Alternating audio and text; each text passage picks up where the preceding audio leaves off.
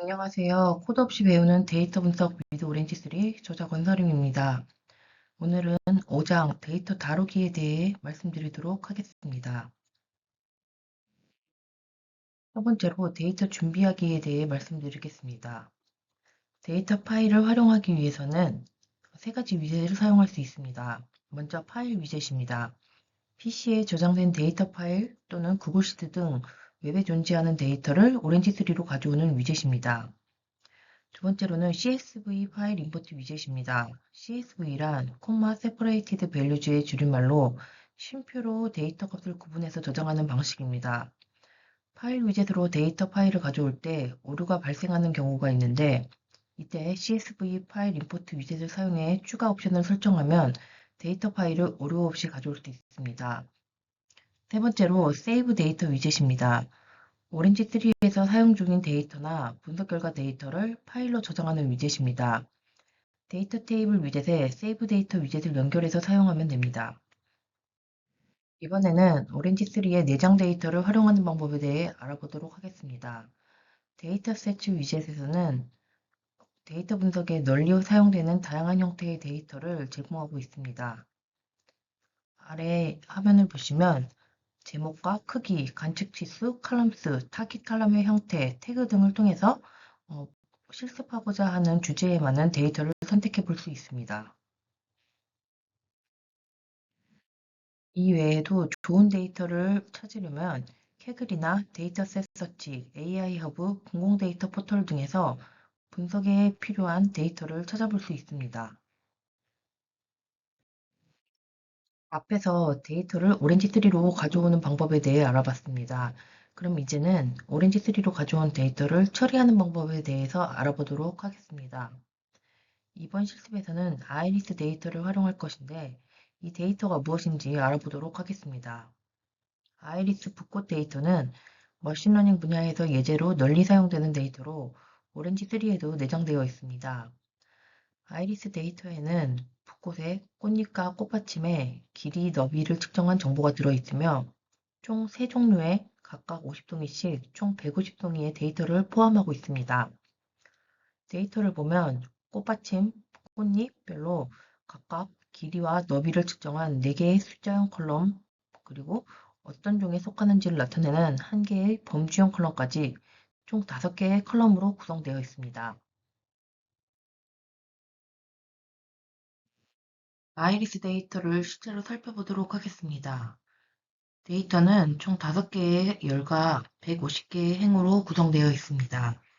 열을 기준으로 살펴보면 세팔 랭스부터 페탈 위스까지 총 4개의 숫자형 컬럼이 있고 정답 역할을 하는 범주형 컬럼 아이리스의 종류가 있습니다.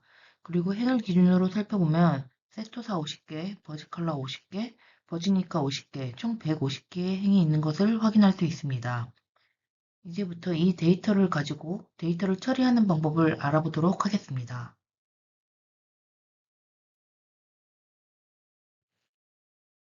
이제부터 데이터 처리하기에 대해 알아보도록 하겠습니다. 첫 번째로 데이터 선택하기입니다. 데이터 분석을 하기 전에 먼저 수집한 데이터에서 불필요하거나 잘못된 내용 등은 제외하고 꼭 필요한 내용만 선택해 가공하는 과정이 필요합니다. 필요한 컬럼만 선택하거나 컬럼별로 조건을 걸어 해당하는 행만 선택할 수 있습니다. 우선 첫 번째로 셀렉트 컬럼즈 위젯입니다. 데이터에서 원하는 컬럼만 선택하는 위젯인데 우리는 아이리스 데이터에서 페탈 랭스와 페탈 위스 컬럼을 선택해 보도록 하겠습니다. 하단 왼쪽에 셀렉트 컬럼즈 위젯 설정 창을 볼 수 있습니다. 아래 보시면 이그놀드라는 부분은 분석에서 완전히 제외할 컬럼을 위치하는 곳이고 피처스는 피처로 사용할 컬럼을 위치하는 곳입니다. 그리고 하단에 타겟은 타깃으로 사용할 컬럼을 위치시키는 곳이고 메타스는 분석에 직접 사용하지 않는 참고형 컬럼을 위치하는 곳입니다. 우리는 페탈 랭스와 페탈 위스만 사용할 것이기 때문에 세팔 랭스와 세팔 위스는 드래그하여 이그놀드 부분으로 옮기겠습니다. 그리고 상단에 X 버튼을 클릭해서 창을 닫으면 데이터 테이블 위젯에서 다음과 같이 페탈 랭스와 페탈 위스 부분만 나와 있는 것을 확인할 수 있습니다.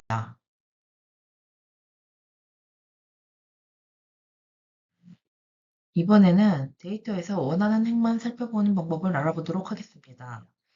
셀렉트 로우즈 위젯을 사용할 수 있는데 칼럼별로 조건을 걸어 해당하는 행만 선택하는 방법입니다.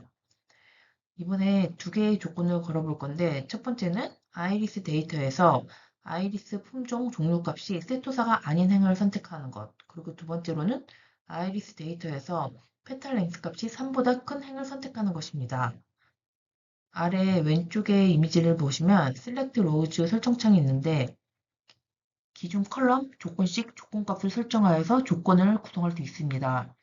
첫 번째 행 보시면은 아이리스는 아니다, 아이리스 세토사가 이렇게 선택하면 우리가 처음에 설정한 아이리스 데이터에서 아이리스 종료값이 세토사가 아니다를 의미합니다. 그리고 두 번째는 페탈 랭스 is greater than 3 이렇게 되어 있는데 페탈 랭스 값이 3보다 크다라는 것을 의미합니다. 그래서 오른쪽 데이터 결과를 보시면 전체 데이터를 볼 수는 없지만 1번, 2번 기준에 맞는 데이터만 추출되는 것을 확인할 수 있습니다. 이번에는 데이터 요약하는 방법에 대해 알아보도록 하겠습니다. 데이터는 수많은 숫자들이 나열된 형태이므로 전체적인 특징을 한눈에 파악하기는 어렵습니다. 이때 어그리게이트 컬럼스 위젯이나 그룹 바이 위젯, 피봇 테이블 위젯 등을 사용하면 데이터를 요약해 볼 수 있습니다. 첫 번째로 어그리게이트 컬럼스 위젯입니다. 숫자형 컬럼 값을 행 단위로 요약하는 위젯입니다. 예시에서는 각 행을 세팔랭스, 세팔위스, 페탈랭스, 페탈위스의 평균값으로 요약해 보도록 하겠습니다.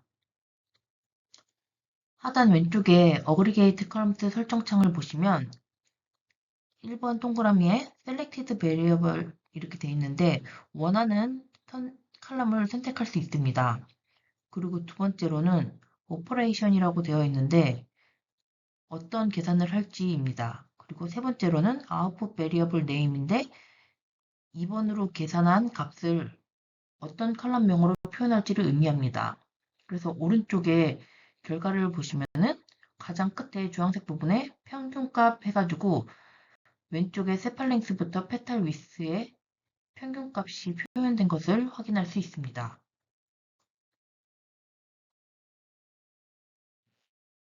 이번에는 데이터 요약하기 두 번째로 그룹 바이 위젯에 대해 알아보도록 하겠습니다.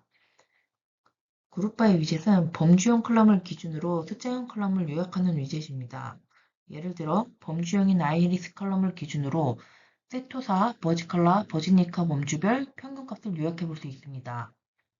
하단에 왼쪽에 그룹 바이 위젯 설정창에서 1번 그룹 바이에서 범주형 컬럼을 선택합니다. 우리는 아이리스를 선택하고 2번에서 계산할 숫자형 컬럼을 선택하는데 페탈 랭스부터 페탈 위스까지 모두 선택하도록 하겠습니다.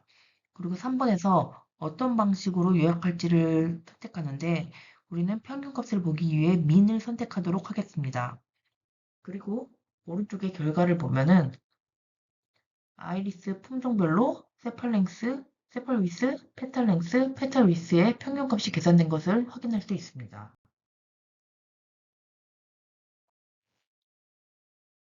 데이터 요약하기 세 번째로 피벗 테이블 위젯에 대해 알아보도록 하겠습니다. 피벗 테이블은 두 개의 범주형 컬럼을 기준으로 데이터를 요약하는 위젯입니다. 이번 예시에서는 새로운 데이터로 퇴사 여부 및 부서별 평균급여 계산하는 방법을 알아보도록 하겠습니다. 하단에 직원 데이터 테이블이 있습니다. 이 테이블에는 3개의 컬럼이 있는데 퇴사 여부를 나타내는 어트리션 그리고 부서를 나타내는 디파트먼트 2개의 범주형 컬럼과 해당 사원의 급여를 나타내는 인컴 컬럼이 있습니다. 오른쪽에 피벗 테이블 설정창을 보시면 1번 로우즈에다가는 퇴사 여부를 나타내는 어트리션, 두 번째 컬럼주에는 디파트먼트 부서 컬럼, 세 번째 밸류주에는 계산할 값인 monthly income 급여를 집어넣겠습니다. 그리고 어그리게이션주 계산 방법에서 민을 선택하면 오른쪽에 부서별, 퇴사 여부별 급여 평균이 계산되는 것을 확인할 수 있습니다. 이번에는 데이터를 결합하는 방법에 대해 알아보도록 하겠습니다.